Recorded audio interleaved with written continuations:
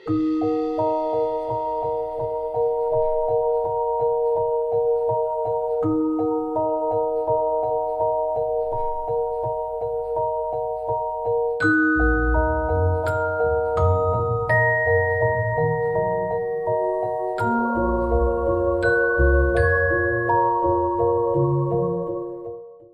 guys, so today we're gonna do a little bit of a let's talk, and it's gonna be about the Fae.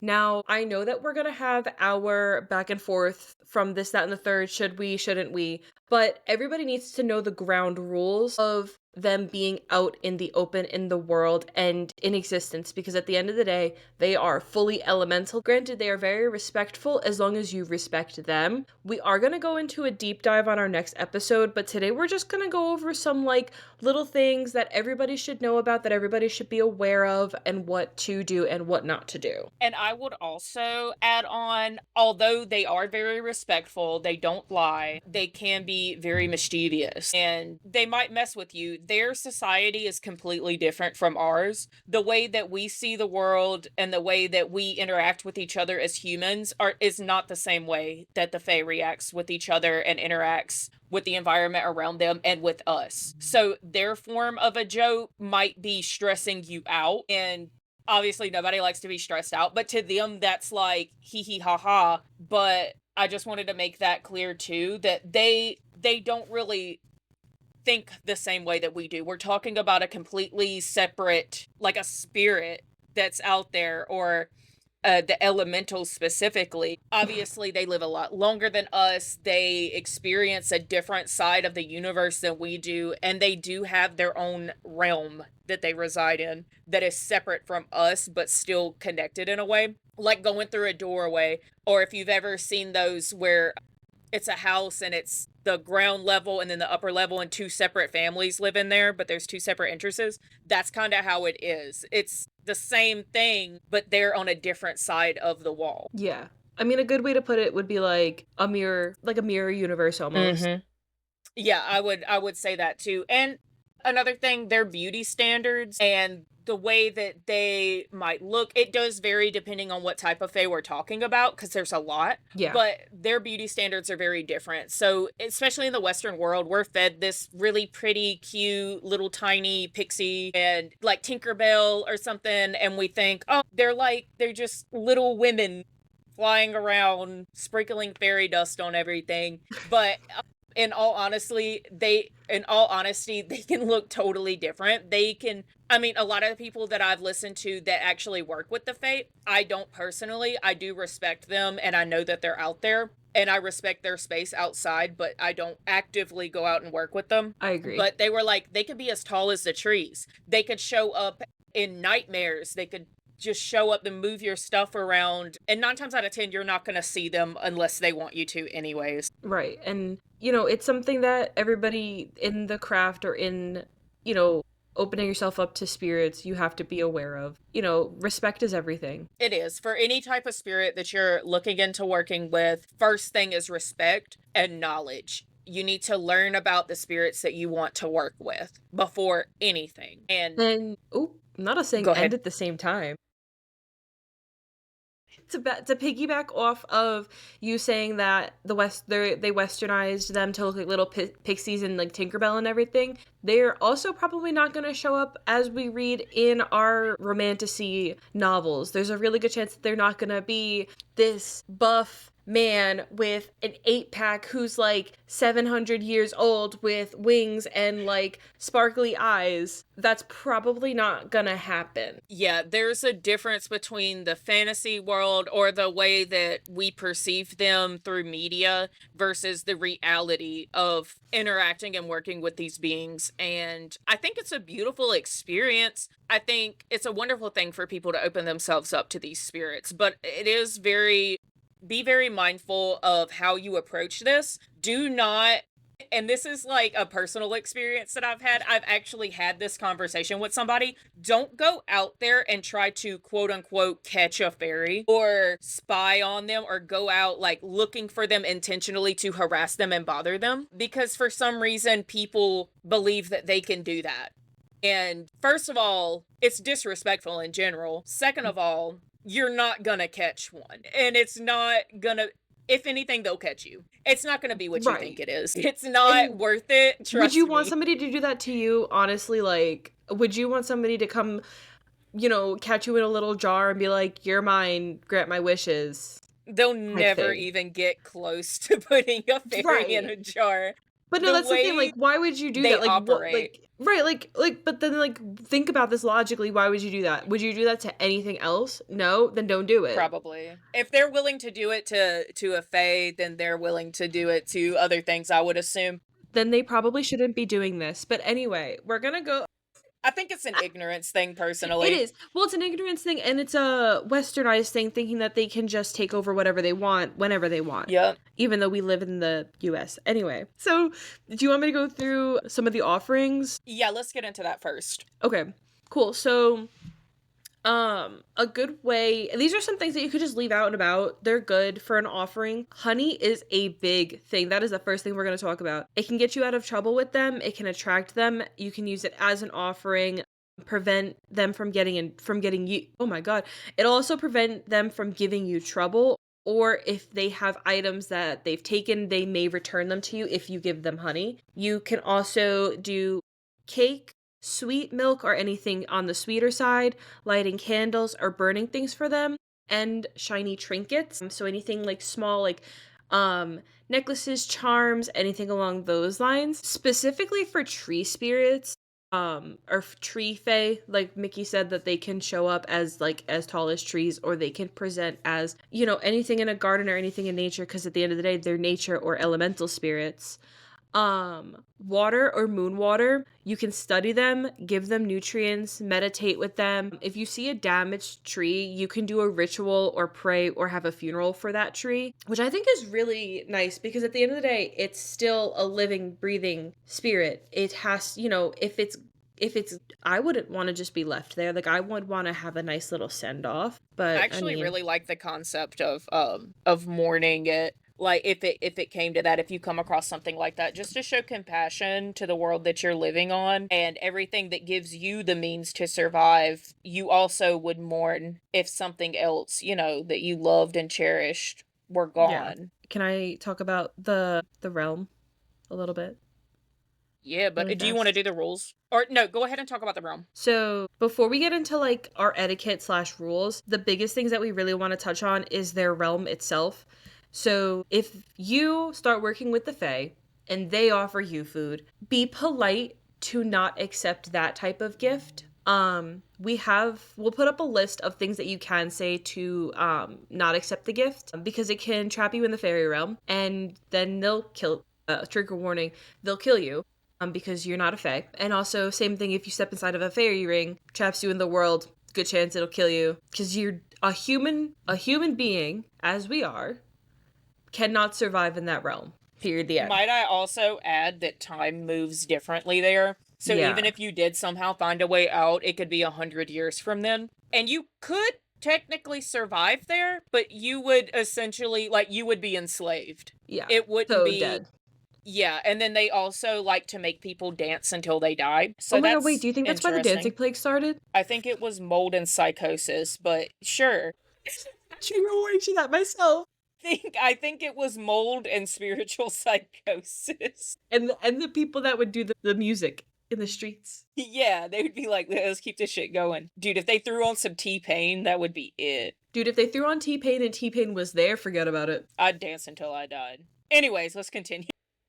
So I guess, like, go into the etiquette. So, there are some rules when working with the Fae, or just overall little different things that you should probably know, even if you're not actively working with them. But, if you have a garden, 9 times out of 10, there's gonna be little Fae spirits in there somewhere. Or if you live next to a natural spring or rivers or anything. So, the number one thing that I want to touch on before anything else is never tell them thank you. It's a disrespectful term to them. It's not to humans, but as I said earlier, there's a completely different society that they're operating on. And you might want to say, I appreciate this, or I am grateful for this, but thank you overall to them means that they repaid a debt to you. And or that they owed you in the first place, and it's a disrespectful thing to say. Just avoid it because it's just not smart to disrespect them in general. As Sarah said earlier, never accept gifts from them. Even if it's not food or drink, don't accept gifts from them unless it's a trade-off. So when you accept a gift from them, that means that you owe them now. Even if you leave them offerings outside, even if you work with them often. If you find something that is obviously a Fae gift, it is a trap, and that's just the way it works. I don't make the rules, okay? Be respectful to the environment around you. Don't litter, obviously. If you can, pick up some trash somewhere. Go to your local parks or something, throw away some trash. That's a good way to honor them. And yeah, don't just do unnecessary things to wildlife. Don't be a nuisance. Never lie to the Fae. They don't lie. They do have a really tricky way with words to where they'll say something and you might think you know the meaning to it, but there's like a flip side. It's a mind game. But you never want to just straight up lie to them or break your promises to them. If you promise to stop smoking cigarettes or stop eating meat or something like that in reaction to like, oh, I need this, can you bring me this if I make this promise to you, right? I'll stop eating meat because we were talking about the environment. Or I'll plant a garden. And you never do that. You never follow through with your promise. That can end very badly. Also, you wouldn't want somebody to break their promise to you. So just show them that respect. Don't give them your full name. The names have power, and this is not just for the Fae. This is also other spirits that you may encounter. When you first start getting into your spirituality, it is going to change your vibration. It is going to open you up to other things that you might not be used to encountering in your daily life. But in general, it's just good to just don't give your full name. Give either your first name or have a magical name, I guess you would call it, or a witch name or a spiritual name that you would go by. A lot of people do this. And I actually also learned that they're one of the reasons why we have middle names. So I thought that was pretty cool. But it's just when they have your name or when something has your name, then it has a sort of power over you. Names are very powerful. Spoken words are very powerful. But in general, the Fae is extremely, I don't know how I want to word this right. What are you trying to say? They are extremely possessive. They will easily take over. And as I said, they have like a mischievous side of them. What's a joke to them might be seen as extremely cruel to us. So just keep that in mind. Be respectful about not giving your name, but just don't do it. Avoid bragging about working with the Fae. If they do something for you, or if you happen to see one, and you got their permission, unless you get permission from them also to share that experience, don't go around talking. When you're dumping dirty water outside, I personally don't dump mop water outside because I typically use some chemicals in it. Never don't. If you have something with bleach in it or any kind of cleaner, don't just dump it outside. But if you're just dumping water outside in general, especially if it's dirty, let them know. Give them a verbal warning and say, hey, I'm about to dump this water out. Clear the spot, basically. You wouldn't want somebody to just come up and dump dirty water on you. They are very clean spirits. Like they take cleanliness to the extreme sometimes, but that's just something overall is respectful to them in their space and where they exist. You can also let them know, hey, this is the area where I will be dumping my water. Again, no chemicals, no nothing like that on a normal basis, so they can kind of steer clear from that area, so it's like a mutual respect type of thing. And give them their space. Yeah, like a lot of people would do that, and because it's just at the end of the day, this is the ground. Because you as a human being can also have like some type of set rules, like hey, this is where I'm gonna be dumping this, or hey, this is where I'm gonna be doing this, and they can respect that They will. And they, as they long as you're typically respectful. do. The most thing is, yeah, they're very playful, but it is like important that they have their space. And I'll always just say, excuse me, I'm about to dump water out, no matter what, even if they know I typically dump water out that section. I just like to make sure that there's no like scragglers. Right, because what if there's a new fae or something like that in the area? Exactly. Which I think they typically stay about the same. Like I said, I don't really work with the Fae, So I may not be the best one, but I do know a lot of the rules. I know people who have, and I've read a lot of information about them. I have a lot of respect for them. And you can't practice for 10 years without knowing about the Fae. Right. That just kind of comes with the territory. They're integral to the entire like environment, elements, everything. Exactly. They are nature. So I do want to also mention you may need permission to see them.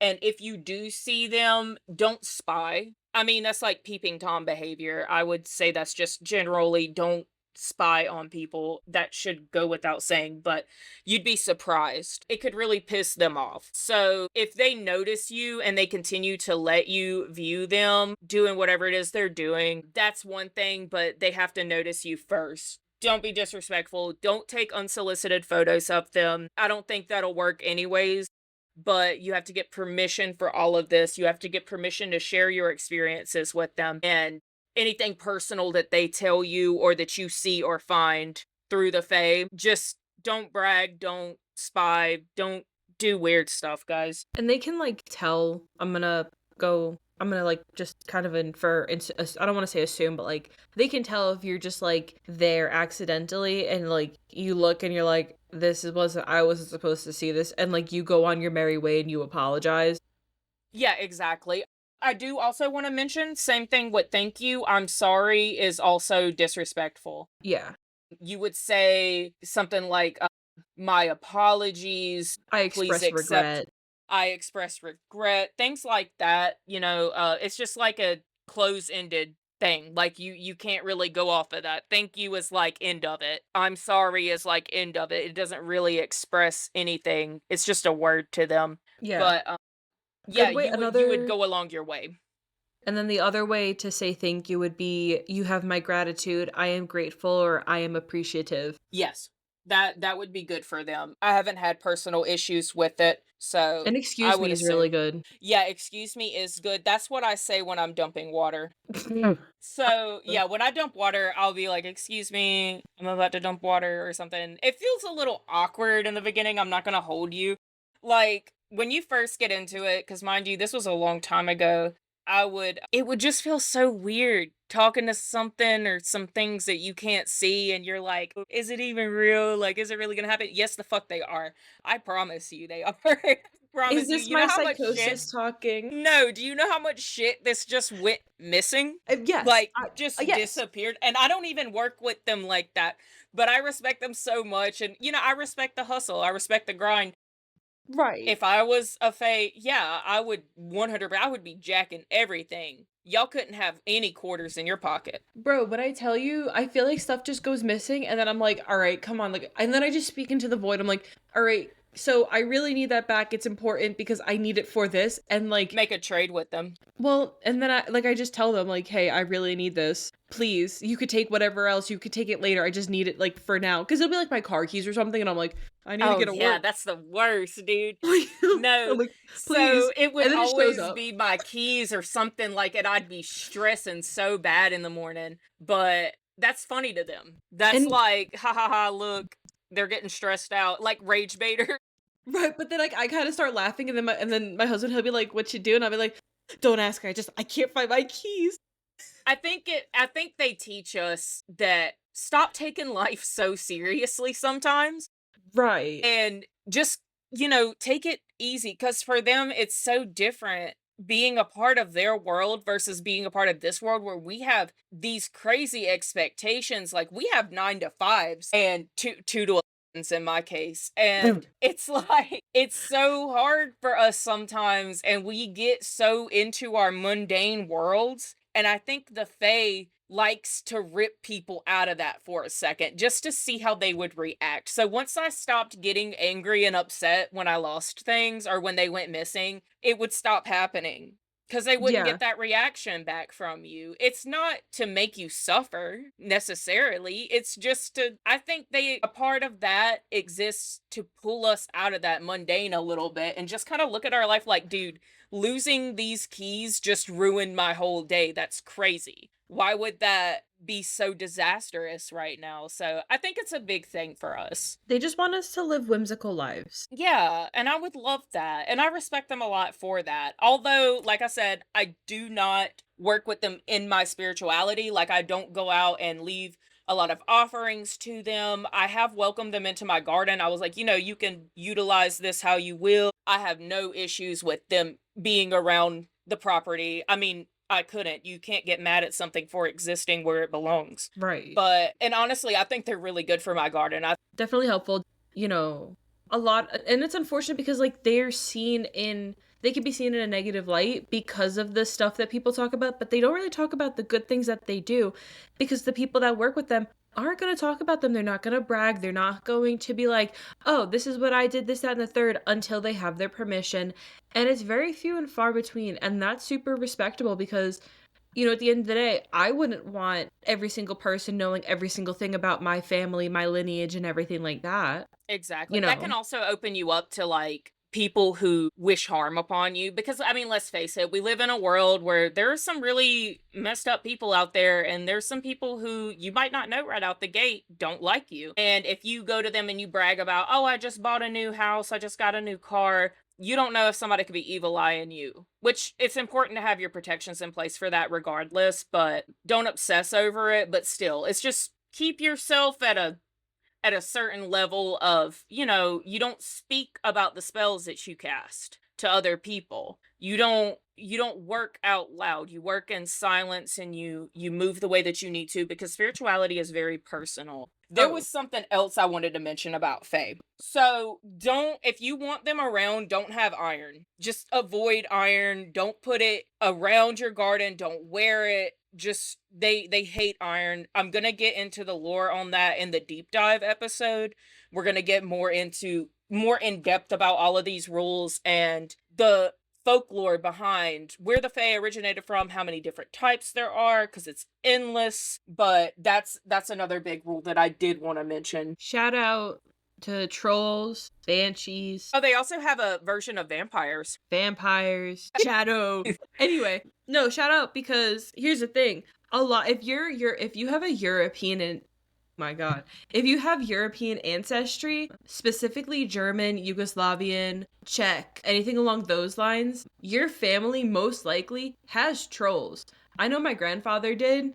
They are actually still in his china cabinet, and my Oma takes really good care of them. And he used to let us look at them. He goes, "You can't touch them because then they're gonna come to life." And we'd say, "Okay, Opa."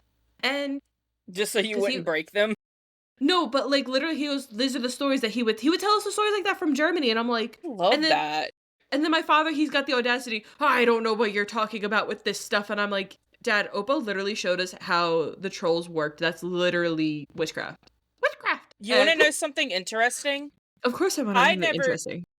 I did not know that. I did not know that families had trolls. My great grandpa did, and now it's finally correlating. So Yeah. there was this quote unquote story that he used to tell me. I say quotes because he would get mad if you called it a story because he goes, "Stories ain't true," and I'm not lying. So he made a point to that, but to respect his memory. So he used to tell me all the time that they lived in this house, him and his family, and there were these little trolls that would run around his room, and he would wake up in the middle of the night. Oh, but Gremlins. He said they looked just like gremlins. They were yeah. hairy and little, and they would run around his room and make a lot of noise, and he thought that they were rats. Because, mind you, this was back in the Great Depression era. My great grandpa, I mean, I'm blessed. I still have my great grandmother. My great grandpa unfortunately passed away in 2015, but I had him for a majority of my life. And I know a lot of people don't get that, but I've heard a lot of different stories from that. And they thought that they were large rats running around. Um, if you look up German troll statues, the ones with the really really big nose and the crazy hair, that's the ones that my Opa had. And he gave Yeah, one to my that's the same ones sister. he had. Yeah, he gave one to my sister, and I asked her to send me a picture of it so I can send it over to you so we can use it. Because that was Oh, like I love that. given to her from my Opa. So we're gonna end this Let's Talk here.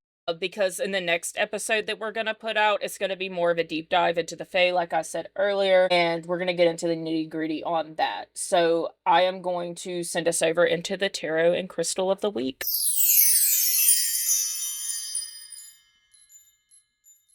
So for today's episode, I pulled the Six of Swords. The overall theme for this card would be moving on, grief, loss, and major change. The upright meaning of the card is, as I stated, but more so acceptance and leaving something behind willingly and using your rational mind instead of an emotional mindset on a situation. I know a lot of us are guided by our emotions, rightfully so sometimes, but this is more so you know this is bad for you and you know it's time to move on, so you just let go. The reversal meaning could mean that maybe you're holding on to something toxic or you're holding on to a situation or a person or a place and it's not where you're really meant to be right now. It could mean you're stuck in a cycle or you're having a lot of trouble letting go, or you may be avoiding a situation or confrontation entirely. So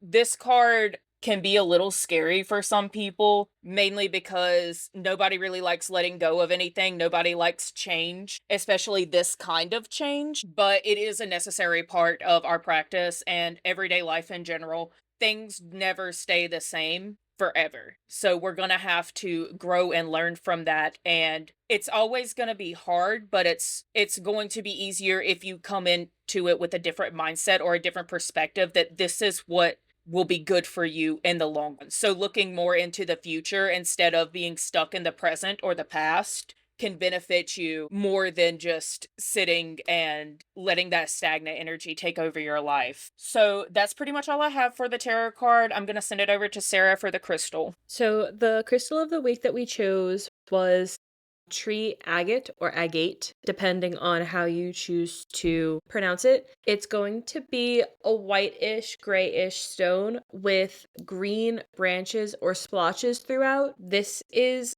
due to the chemical makeup of it. I'm going to start there because I think it's necessary to talk about that before we go into the properties so that way you guys can get an idea of it. So it's a silicone dioxide type of crystal, which most of these are going to be, and it's going to have iron oxides, which are hematite or goethite, or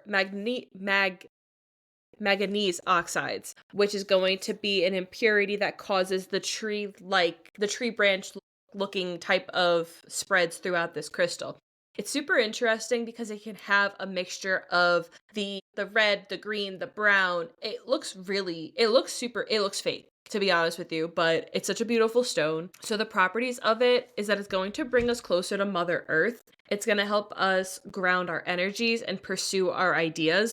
We want to stay with the positive ideas on a lot of these. You don't want to be feeding energy into negative ideas. It's also going to encourage your self expression and rebuild a connection that is broken from the divine during our childhood. When we're kids, we are known to have a deeper connection to the afterlife and the divine, and that's why a lot of kids are known to have like imaginary friends. A lot of the times it's just somebody reaching across from the veil. It's also going to encourage one to find comfort in the smaller, more human things as opposed to unnatural desires. It's going to also help you balance your energies, and it's going to take you back to your roots and where you feel like you need to start and where you need to go back to. A zodiac sign that will benefit from using tree agate is going to be a Virgo.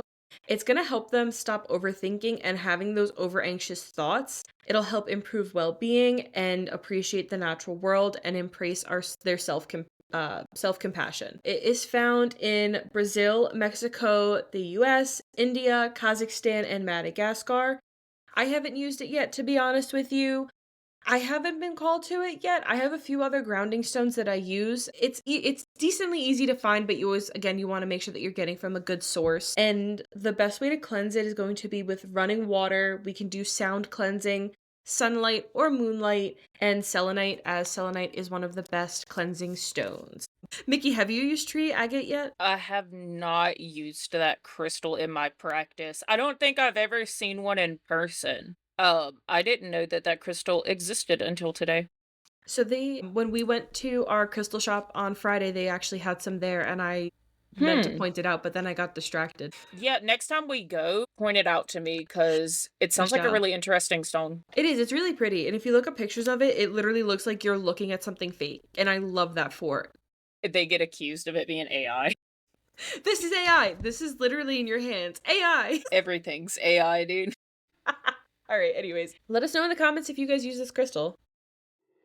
Thank you for coming to our garden. Please like and subscribe if you enjoy our content. Let us know in the comments how you used the crystal we showcased today, and if you would like us to talk about any in the future. See you next time.